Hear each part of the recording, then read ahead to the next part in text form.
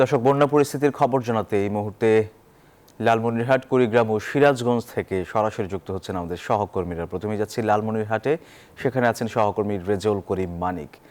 মানিক, লালমনিরহাটে কি পরিমাণ মানুষ পানিবন্দী আছেন এবং ত্রাণ সহায়তা সবাই পাচ্ছে কিনা জানাবেন আমাদের।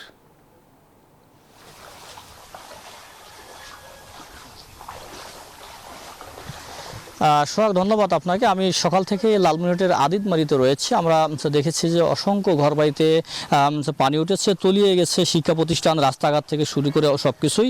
আমরা দেখানোর চেষ্টা করছি ক্যামেরাতেই যে তিস্তার পানি অর্থাৎ দুকুল ছাপিয়ে গ্রাম এবং লোকালয়ে প্রবেশ করেছে। গ্রামের পর গ্রাম অর্থাৎ প্লাবিত হয়েছে তিস্তার পানিতে। শিক্ষা প্রতিষ্ঠান থেকে শুরু করে রাস্তাঘাট সব কিছু ঘরবাড়ি তলিয়ে গেছে। আপনি দেখতে পাচ্ছেন যে রাস্তাঘাট তলিয়ে যাওয়ার কারণে মানুষের যে স্বাভাবিক চলাফেরা সেটি কিন্তু হচ্ছে না। এছাড়া তিস্তা পাড়ের মানুষের কিন্তু নির্ঘুম রাত কাটছে। তারা কিন্তু ঘরবাড়িতে এই পানি আসে, আবার এই সকালে পানি থাকে তো বিকালে পানি থাকে না। এই পরিস্থিতিতে তারা কিন্তু নির্ঘুম রাত কাটাচ্ছে। কখন পানি এসে ঘরবাড়ি প্লাবিত করে, এই পরিস্থিতি কিন্তু তিস্তা পাড়ের মানুষের নিত্যদিনে। তারা কিন্তু বলছেন যে সবসময় তিস্তার পানি নিয়ে তারা আতঙ্কে থাকেন। একটি বিষয় বলে রাখি যে তিস্তার পানি যদি ব্যারেজ পয়েন্টে বিপদসীমার নিচে রয়েছে, তারপরেও কিন্তু প্লাবিত হয়েছে লালমনিরহাটের আদিতমারি, সদর এবং হাতিবান্ধার বেশ কিছু গ্রাম। অন্তত 10,000 পরিবার পানিবন্দী হয়ে রয়েছে। একটু আপনার সাথে কথা বলতে চাই। এই যে তিস্তার পানি আপনার বাড়িঘর তলিয়ে গেছে, এখন কি অবস্থায় আছেন? এখন তো খুব অসুবিধায় আছি। আমরা রান্না বান্না করি, খাওয়ার পাওয়া লাগছে না। এই যে ব্যবসায় ধরে বসছি, এই যে কাস্টমার আসতেছে না, মানে স্কুল শিক্ষা প্রতিষ্ঠান বন্ধ হয়ে আছে। আমরা কথা বলছিলাম একজন বানবাসী মানুষের সাথে, তিনি বলছিলেন এই ছিল আমার কাছে লালমনিরহাট থেকে সর্বশেষ। একই খবর জানতে সহকর্মী সাইমের কাছে যাব।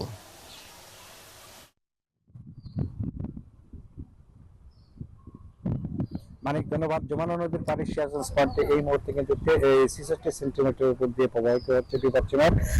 এই পানি বাড়ার কারণে সিরাজগঞ্জের 5টি উপজেলা 34টি ইউনিয়ন কিন্তু প্লাবিত হয়েছে এবং প্রায় 48 লক্ষাধিক মানুষ কিন্তু পানিবন্দী রয়েছে। এবং যে বসতবাড়িতে পানি উঠেছে তারা কিন্তু নিরাপদ আশ্রয়স্থলে ছুটে যাচ্ছে এবং যারা বাড়িতে রয়েছে তারা কিন্তু অনেক দুর্ভোগ রয়েছে। ইতিমধ্যে কিন্তু সার্বজনীন পানিতে হাত পায়ে ঘা দেখা শুরু করেছে এবং শুকনো খাবার কষ্ট দেখাচ্ছে, বিশুদ্ধ পানির কষ্ট দেখা দিয়েছে এবং গবাদি পশুগুলো কিন্তু সার্বক্ষণিক পানিতে রয়েছে এবং ঘাস খেতে তলিয়ে যায়, কিন্তু গবাদি পশুর খাদ্য সংকট দেখা দিয়েছে এবং কৃষকের যে ফসল রয়েছে প্রায় 4,500 হেক্টর ফসল কিন্তু যমুনা পানির নিচে তলিয়ে নষ্ট হয়ে যাচ্ছে। এতে কিন্তু কৃষকরা চরম ক্ষতিগ্রস্ত হচ্ছে। অন্যদিকে এই পানি বাড়ার কারণে কিন্তু যমুনার যে আরো কিছু অঞ্চল রয়েছে, চর অঞ্চল রয়েছে, সেখানে কিন্তু প্রতিদিন কিন্তু ভাঙনে শিকার হচ্ছে। প্রতিদিন ভাঙনে বসত বিটা কিন্তু নদী বিলীন হয়ে যাচ্ছে। কিছু কিছু পয়েন্টে পানি নেওয়ার পর কিন্তু ভাঙানোর চেষ্টা করলেও অনেকাংশ কিন্তু এখনো অরক্ষিত রয়েছে। এছাড়াও যে ত্রাণ সহায়তা কার্যক্রম এখনো কিন্তু শুরু হয় না, তবে জেলা প্রশাসন বলছে তাদের খাদ্য মজুদ রয়েছে, তারা বরাদ্দ পাঠাবে, তারপরে সেই তালিকা অনুযায়ী কিন্তু তারা বরাদ্দ দেবে। এ অবস্থায় কিন্তু বন্যা কবলিত কিন্তু ভাঙন কবলিত মানুষ কিন্তু চরম কষ্টে দিন যাপন করছে। তো এই ছিল আমার কাছে সিরাজগঞ্জ থেকে বন্যা পরিস্থিতির সর্বশেষ। আমরা চলে যাবো আমাদের আরেক সহকর্মী রয়েছে কুড়িগ্রামে, সুজনের কাছে। সুজন।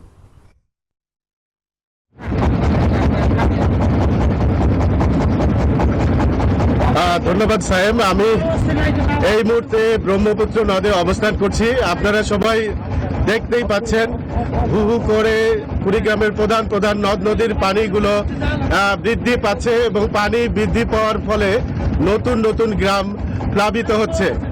আমরা গতকাল 20 সেন্টিমিটার উপরে ছিল ধরলা নদীর পানি, এখন 40 সেন্টিমিটার উপরে প্রবাহিত হচ্ছে এবং দুধকুমার নদীর পানি 41 সেন্টিমিটার উপর দিয়ে প্রবাহিত হচ্ছে।